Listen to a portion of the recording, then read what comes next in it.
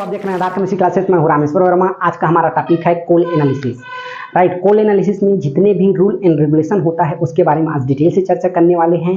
तो ये वीडियो बहुत ही अच्छा होने वाला है। अगर आप हमारे चैनल में नए हो तो प्लीज़ लाइक और सब्सक्राइब जरूर करें। राइट, हम देखते हैं दुनिया में जितने भी प्रकार के एनालिसिस होता है वो 3 स्टेप में कंप्लीट होता है।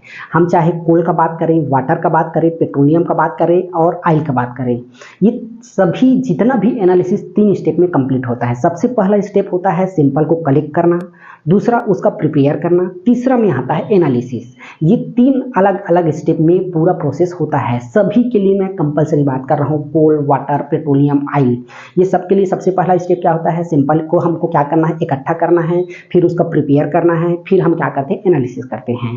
ठीक है, तो ये 3 स्टेप में सब क्या होता है, कंप्लीट होता है। तो आज हम केवल और केवल कोल के बारे में चर्चा करने वाले हैं। तो कोल भी 3 स्टेप में कंप्लीट होता है। कोल में सबसे पहले हम क्या करते हैं, सैंपल लेते हैं, सैंपलिंग करते हैं, फिर प्रिपेयर करते हैं, फिर जाके एनालिसिस करते हैं। राइट, हम कोल का बताते हैं तो कोल में क्या होता है, हम देखते हैं तो साइज अलग अलग रहता है। तो साइज को हम क्या करते हैं, वो लाते हैं प्रिपेयर कलेक्शन करके, फिर उसको साइज से हम रिड्यूस कराते हैं, प्रिपेयर करते हैं। उसके बाद हम क्या करते हैं, एक इंडिविजुअल जो साइज हमको दिया हुआ है उसी साइज को हम क्या करते हैं, एनालिसिस करते हैं। तो ये हम क्या करने वाले हैं, कोल के ही बारे में हम तीनों स्टेप को क्या करेंगे, बारी बारी से आपको बताने वाले हैं। तो सबसे पहला होता है हमारा कोल सैंपलिंग।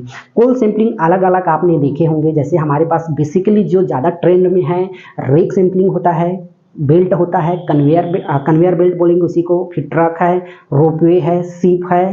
ठीक, तो ये 5-6 जो क्या है ज़्यादा चलने वाला है। इसी के बारे में हम क्या करने वाले हैं, इसके में कौन कौन सा रूल लगता है, इसके बारे में हम क्या करेंगे, डिटेल से चर्चा करने वाले हैं। ठीक है, तो सबसे पहले हमारे पास क्या हो जाएगा, रेक हो जाएगा। रेक का बात करते हैं तो हमारे पास इसका रूल का बात करते हैं तो इसमें 2 रूल लगता है। FSA लगता है, फ्यूल सप्लाई एग्रीमेंट। दूसरा हमारे पास IS 436 पार्ट 1 के अकॉर्डिंग इसमें हम क्या करते हैं, सैंपलिंग करते हैं। ठीक है, अब IS 436 पार्ट 1 में हमको क्या दिया हुआ है, एक रैंडम टेबल दिया हुआ है, रैंडम टेबल 1। उसको हम क्या करते हैं, यूज करते हैं। उसी के अकॉर्डिंग हम क्या करते हैं, रेक का सैंपलिंग करते हैं। इसको आपको याद रखना है। तो IS के अकॉर्डिंग हम क्या करते हैं, रेक में 25% सैंपलिंग करते हैं, जो कि मोस्टली देखा जाता है पावर प्लांट में होता है। और जो 10% FSA के अकॉर्डिंग करते हैं वो किस में होता है, लोडिंग पॉइंट में। मतलब कोल इंडिया जहाँ पे लोड करके पावर प्लांट को भेजता है, वहाँ पे जहाँ पे लोड हो रहा है वहाँ पे आपको FSA के अकॉर्डिंग आपको सैंपलिंग करते हुए मिलेगा। क्योंकि वहाँ क्या होता है, जनरली वहाँ 10% ही हम सैंपलिंग करते हैं। बट कभी कभी कहीं कहीं जैसे मड़वा रानी हो गया, ठीक है, पावर प्लांट है छत्तीसगढ़ में, और दूसरा हमारे पास रामाकुंडम साउथ में देखा जाए तो यहाँ 25%, जो मेरे को मैं वहाँ खुद मतलब याद है जहाँ तक, यहाँ 2 साइडिंग में मैं देखा हूँ 25% वहाँ पे सैंपलिंग होता है। ठीक है, तो हम क्या बताया कि इसमें क्या क्या रूल लग रहा है, 2 रूल लग रहा है। एक होता है FSA का फुल क्या हो जाएगा, full name fuel supply agreement. Right, और दूसरा क्या हो जाएगा, IS 436 पार्ट 1, 436 पार्ट 1। और इसमें हम क्या करते हैं, IS में याद रखिएगा 25% हम क्या करते हैं, सैंपलिंग करते हैं, जबकि FSA में हम क्या करते हैं, 10% हम सैंपलिंग करते हैं। राइट, अगर आप रूल जानोगे तभी आप काम कर सकते हो।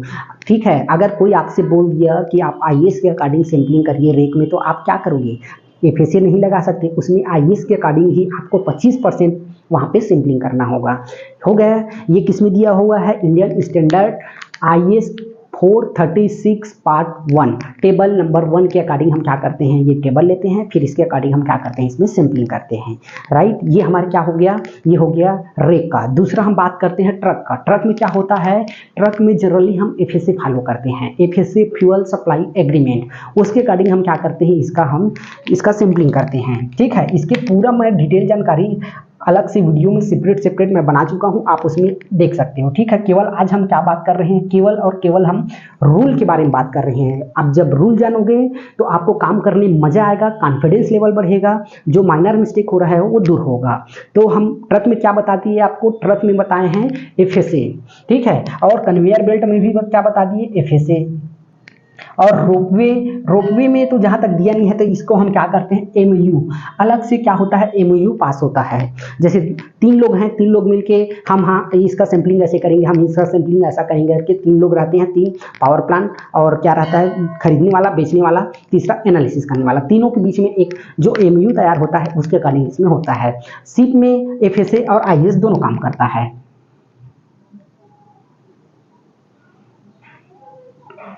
ठीक है। FSA IAS दोनों काम करता है शिफ्ट में। तो ये हमारा टोटल क्या हो गया, पहला स्टेप कंप्लीट। ठीक, पहला स्टेप हमारा यहाँ पे क्या होता है, कंप्लीट होता है। पहला स्टेप का रूल हमने मोस्टली क्या देखा, FSA IAS 436 पार्ट 1। ठीक, जिसमें मेजर क्या है, रेक है।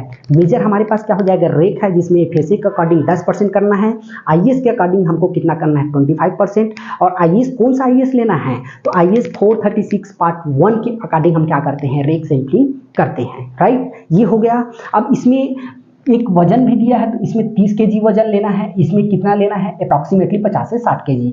ये भी हम अकॉर्डिंग टू रूल लेते हैं, अपने हिसाब से नहीं ले रहे हैं कि हमारा मन किए तो हम इतना ले लिए, हमारा मन किए तो हम 50 ले लिए, हमारा मन किए तो 60, ऐसा नहीं, हम रूल के अकॉर्डिंग ले रहे हैं।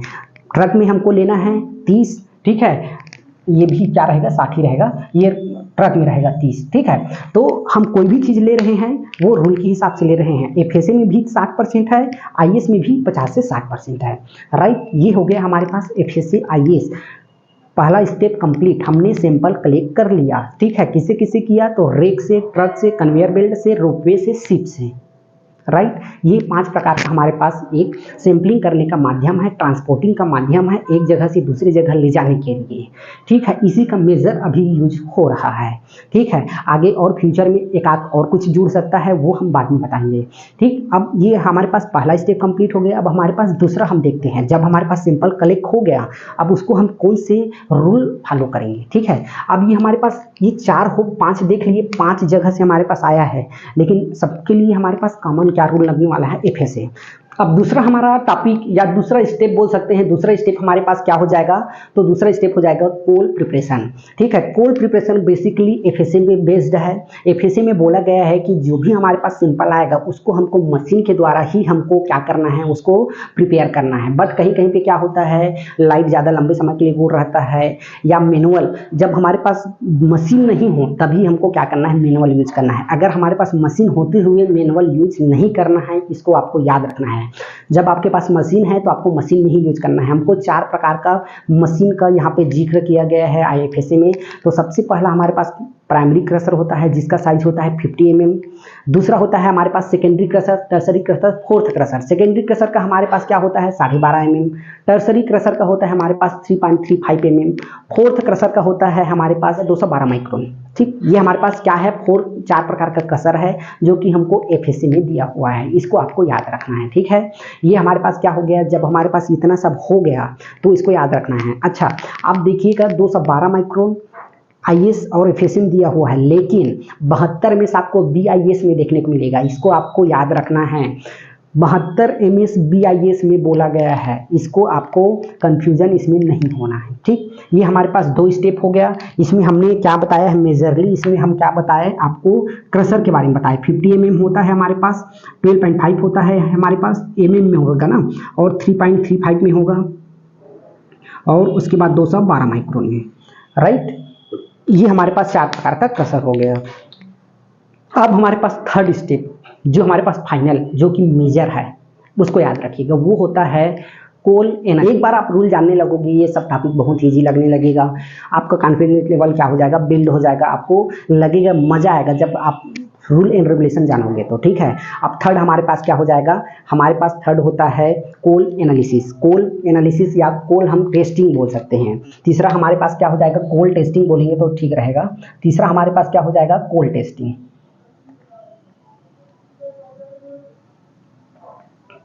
ये हो गया। कोल टेस्टिंग हम मेजरली बोला जाता है 2 प्रकार से करते हैं। तो 2 प्रकार से क्या हो जाएगा हमारे पास, पहला हो जाएगा प्रॉक्सिमेट, और दूसरा हमारे पास क्या होता है, अल्टीमेट। और एक और हम बोल सकते हैं डायरेक्ट, इसको GCV को अलग रखा जाता है। ठीक है, बट ये भी प्रॉक्सिमेट के अंदर ही आ जाता है। तो हमारे पास क्या हो जाएगा, कोल एनालिसिस का बात करते हैं तो मेजरली 2 पार्ट में हम पूरा डिवाइड कर दिए हैं, जितना भी कोल एनालिसिस होता है इसको। एक तो होता है प्रॉक्सिमेट, दूसरा होता है अल्टीमेट। प्रॉक्सिमेट में हमारे पास अलग अलग आता है, जैसे कि क्या क्या आता है उसके बारे में हम आपको बता देते हैं। प्रॉक्सिमेट में आपको मेजरली क्या देखने को मिलेगा, TM देखने को मिलेगा, याद रखिएगा। ठीक है। कोल एनालिसिस में साइज का भी बात करते हैं तो इसमें दो साइज रहेगा, एक रहेगा 12.5 mm, दूसरा होता है हमारे पास 12.5 mm, जिसमें प्रॉक्सिमेट में ही आपको दो साइज देखने को मिलेगा, अल्टीमेट में केवल एक ही साइज देखने को मिलेगा। अल्टीमेट का दूसरा नाम बोले तो गैसियस एनालिसिस भी आप इसको याद रखिएगा। डायरेक्ट इंटरव्यू में पूछेगा आपको कि गैसियस एनालिसिस किस एनालिसिस को बोलते हैं, तो अल्टीमेट एनालिसिस को आपको याद रखना है, तुरंत बताना है आपको। देख रहे हैं प्रॉक्सिमेट, याद रखिएगा हम क्या देख रहे हैं, प्रॉक्सिमेट एनालिसिस देख रहे हैं। प्रॉक्सिमेट एनालिसिस में हम सबसे पहला देख रहे हैं टोटल मॉइस्चर। टोटल मॉइस्चर किसके अकॉर्डिंग करते हैं तो हम याद रखिएगा IS 1350, याद रखिए पूरा रटा जाना चाहिए आपसे, पार्ट 1 के अकॉर्डिंग करते हैं। IS 1350 पार्ट 1, ठीक है। इसमें अलग अलग होता है, दो स्टेज होता है, एक होता है 24 घंटे का, मतलब ये हमारे पास क्या हो जाएगा सेकेंड स्टेज का होता है, इसमें एक होता है 3rd स्टेज का। दो अलग अलग स्टेज होता है टोटल मॉइस्चर में, याद रखिएगा। एक होता है 2 स्टेज का, एक होता है 3 स्टेज का, ठीक है। एक होता है 24 घंटे का, एक होता है 48 घंटे का। IS FSM ही दिया हुआ है आपको। सेकेंड स्टेज के लिए हमारे पास 1 × 1 फीट का, याद रखिएगा, इसमें ट्रे की जरूरत होता है। 100 mm डाया हमारे पास पेट्री डिश की जरूरत होता है, जो कि आज कल अभी जनरली यूज नहीं करते हैं, क्योंकि रूल ही मालूम नहीं है तो कहाँ से यूज करेंगे। और दूसरा 3rd स्टेज में हमको 3 × 4 फीट की हमको क्या लगेगा, ट्रे लगेगा, याद रखिएगा। और हमको 100 mm डाया, याद रखिएगा 100 mm डाया हमको क्या लगने वाला है, डिश लगने वाला है। तो ये हमको क्या हो जाएगा, TM के लिए सेकेंड स्टेज, 3rd स्टेज किसमें दिया हुआ है, IS 4 क्या हो जाएगा हमारे पास 1350 पार्ट 1, याद रखिएगा किसमें दिया हुआ है, तो IS 1350 part 1 proximate analysis total moisture. दूसरा हम बात करते हैं मॉइस्चर, केवल मॉइस्चर हम बात कर रहे हैं, इसको कंडीशन मॉइस्चर भी आप इसको इंक्लूड कर सकते हो, कंडीशन मॉइस्चर भी मान सकते हो। ये भी किसमें दिया हुआ है तो याद रखिएगा IS 1350 पार्ट 1, ठीक है। और उसके बाद हमारे पास क्या आ जाएगा, एस एनालिसिस, ठीक है। एस एनालिसिस हम देखते हैं तो ये किसमें दिया हुआ है, 1350 पार्ट 1। फिर हमारे पास क्या हो जाएगा, VM वोलेटाइल मैटर एनालिसिस किसमें दिया हुआ है, IS 1350 पार्ट 1। ये इतना सारा एनालिसिस IS 1350 पार्ट 1 में दिया हुआ है। तो IS 1350 पार्ट 1 में मेनली प्रॉक्सिमेट है, जिसमें टोटल मॉइस्चर है। IS 1350 पार्ट 1 में एस है, एस एनालिसिस है, मॉइस्चर एनालिसिस है। और उसके बाद हमारे पास क्या हो जाएगा, VM volatile matter analysis IS 1350 part 1 दिया हुआ है। तो कितना एनालिसिस IS 1350 1 में दिया है, 4 एनालिसिस, याद रखिएगा 4। सबसे पहला total moisture, S total moisture, फिर कंडीशन मॉइस्चर, एस और उसके बाद VM, 4 याद रखिएगा। 1350 पार्ट 1 बहुत इंपॉर्टेंट है। 1350 पार्ट 1 को आपको रटा जाना चाहिए लाइन से। 2 मॉइस्चर रहेगा, total moisture, plain moisture, condition moisture, S VM, ये 4 हो गया। दूसरा हम देखते हैं अल्टीमेट। अल्टीमेट को हम गैसियस एनालिसिस भी बोलते हैं, इसीलिए हम क्या करते हैं, GCV को हम अलग कर दिए हैं, या फिर GCV में भी हमको गैस की जरूरत पड़ता है, इसीलिए क्या बोलते हैं इसको, गैसियस एनालिसिस, याद रखिएगा। मेनली इसको हम कंसीडर करते हैं IS 1350 पार्ट 4 में, ठीक है। इसको किस में कंसीडर करते हैं, IS 1350 part 4, right, IS 1350 part 4 में। अब इसमें देखते हैं तो हमारे पास अल्टीमेट एनालिसिस है। तो सबसे पहला देखते हैं टोटल सल्फर, याद रखिएगा। सबसे पहला हम क्या देखते हैं, टोटल सल्फर। हमारे पास ये 5वां क्या हो जाएगा, TS, TS बोलते हैं इसको, ये हो जाएगा TS। इसको क्या बोलेंगे, IS 1350 पार्ट 3, ठीक है। IS 1350 पार्ट 3 ये किस में दिया है, टोटल सल्फर का। अब डिस्ट्रीब्यूशन सल्फर का देखते हैं तो ये भी इसी में दिया हुआ है, DS बोलते हैं इसको, डिस्ट्रीब्यूशन सल्फर 1350 पार्ट 3 में दिया हुआ है। और हमारे पास ये GCV बचा, इसको बताएंगे क्योंकि ये IS 1350 पार्ट 2 में दिया हुआ है, इसको याद रखिएगा। IS 1350 पार्ट 2 में दिया हुआ है। GCV जो ग्रास कैलोरीफिक वैल्यू आप देखते हो वो किस में दिया हुआ है, तो IS 1350 पार्ट 2 में दिया हुआ है, ठीक है। इसका एनालिसिस का पूरा डिटेल आपको IS 1350 पार्ट 2 में मिल जाएगा। और हमारे पास जो हम देख रहे हैं अल्टीमेट का सबसे पहले हम क्या देख रहे हैं, टोटल सल्फर। टोटल सल्फर किस में दिया हुआ है, IS 1350 पार्ट 3, याद रखिएगा। डिस्ट्रीब्यूशन सल्फर किस में दिया है बोलेगा, IS 1350 पार्ट 3, याद रखिएगा, ठीक है। फिर हमारे पास क्या आता है, उसके बाद आता है नाइट्रोजन। नाइट्रोजन टेस्ट किस में दिया है, IS 1350 पार्ट 4, ठीक। ये हमारे पास क्या हो जाएगा, नाइट्रोजन का बात करते हैं तो नाइट्रोजन क्या हो जाएगा, IS 1350 पार्ट 4, ठीक है। अब उसके देखते हैं तो हमारे पास क्या हो जाएगा, एक और देखते हैं हमारे पास क्या हो जाएगा, LTC। एलटीसी का बात करते हैं तो एलटीसी का फुल फॉर्म क्या हो जाएगा, लो टेम्परेचर कार्बोनाइजेशन। एलटीसी का फुल फॉर्म बात करते हैं तो लो टेम्परेचर कार्बोनाइजेशन। इसको किसमें दिया है तो IS 1353, याद रखिएगा IS 1353 पार्ट 1, IS 1353 पार्ट 1 में दिया है। ये सब रूल आपको रटा जाना चाहिए। अगर आप कोल के प्रति क्या है थोड़ा सा क्या डेडिकेशन दिखाते हो, या आप कोल के प्रति जागरूक हो, या कोल एनालिसिस में रुचि रखते हो, तो ये सब रूल एंड रेगुलेशन आपको रटा हुआ होना चाहिए। ठीक है, तो हमने एलटीसी का क्या बताया, IS 1353 पार्ट 1, ठीक, ये हो जाएगा। फिर हमारे पास होता है एस फ्यूजन। एस फ्यूजन थोड़ा सा अलग है। एस फ्यूजन हम देखते हैं तो एस फ्यूजन क्या है, 12,891, याद रखिएगा IS 12,891, यही थोड़ा सा लंबा है, याद रखिएगा। एस फ्यूजन जो बात करते हैं हम, एस फ्यूजन टेम्परेचर होता है, इसका शॉर्ट फॉर्म बात करेंगे तो AFT होता है, S fusion temperature. S fusion temperature इसको किसमें दिया है, 12,891, किसमें दिया है तो 12,891 में दिया हुआ है, इसको याद रखिएगा। ये हमारे पास टोटल 3 स्टेप में कंप्लीट होता है कोल एनालिसिस। एक बार मैं क्विक रीजन करा देता हूं ताकि आपको क्रिस्टल क्लियर हो जाएगा। सैंपलिंग के लिए देखते हैं तो सैंपलिंग के लिए मेनली हमारे पास रेक का देखते हैं। पूरा सैंपलिंग IS और FSA दोनों में कंप्लीट हो जाता है। IS 436 part 1 random table 1 use करते हैं। IS के अकॉर्डिंग हम रेक का बात करते थे 25%, FSA 10%। क्विक रिवीजन करा रहे हैं आपको ताकि आपको याद हो जाए। इसी वीडियो में हम 2 बार अगर इसी एक ही चीज को सुन लेंगे तो आपको ज्यादा लंबे समय तक की याद रहने वाला है। लेकिन हम देखते हैं प्रिपरेशन। प्रिपरेशन में हमको रूल क्या लगेगा, FSA। इसमें कौन सा मशीन का बात किया गया है, 4 प्रकार का, primary crusher, secondary crusher, tertiary crusher, fourth crusher, 4 crusher बोला गया है। 212 माइक्रोन IS में बोला गया है, 72 में BIS में बोला गया है। ये दोनों डिफरेंस को याद रखिएगा। ठीक, फिर कोल एनालिसिस में आते हैं तो हमारे पास 2 प्रकार का होता है, अल्टीमेट, प्रॉक्सिमेट, एक GCV। GCV किसमें दिया है, सबसे पहले याद रखिएगा 1350 पार्ट 2, एकदम रटा जाना चाहिए आपसे, 1350 पार्ट 2, ठीक, इसको याद रखिएगा।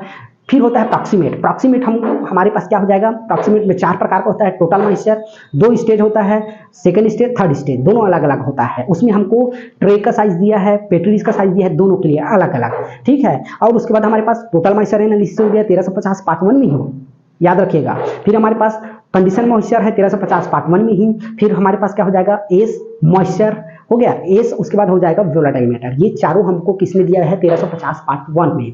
अब उसके बाद अल्टीमेट में चलते हैं, या गैसियस एनालिसिस बोलते हैं इसको। इसमें सबसे पहले टोटल सल्फर का बात करते हैं तो IS 1350 पार्ट 3, याद रखिएगा। फिर हम डिस्ट्रीब्यूशन सल्फर बात करते हैं तो IS 1350 पार्ट 3, ठीक है। फिर नाइट्रोजन का बात करते हैं तो IS 1350 पार्ट क्या हो जाएगा, 4 नाइट्रोजन का। और GCV का अलग से IS 1350 पार्ट 2, ठीक। उसके बाद LTC, low temperature carbonisation, IS 1353 part 1। उसके बाद हमारे पास एस फ्यूजन। एस फ्यूजन को किसमें दिया है, 12,891, 12,891। अभी इसमें क्या बताया हूँ, टोटली IS FSA। ASTM के बारे में नहीं बताया हूँ क्योंकि वो क्या है, वो आपको मिलेगा भी नहीं, क्योंकि उसके लिए आपको पे करना होगा। American society testing for material उसका फुल फॉर्म होता है, उसमें भी ये सब चीज होता है, उसके अकॉर्डिंग भी ये सब चीज होता है। बट हम जो हमारे पास इजीली अवेलेबल है उसके बारे में हम बात करेंगे।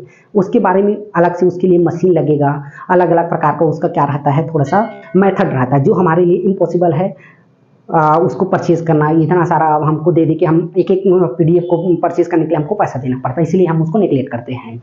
American society testing for material, इसको याद रखिए, बस यही आपके लिए काम के लिए है। तो आज हमने 3 स्टेप में कंप्लीट देख लिया, सैम्पलिंग, प्रिपरेशन, एनालिसिस। ये तीनों टॉपिक आपसे बन जाना चाहिए, क्योंकि आप कहीं भी जाइए ये आपसे पूछेगा, ठीक। तो आज के लिए बस इतना ही, तब तक के लिए थैंक यू।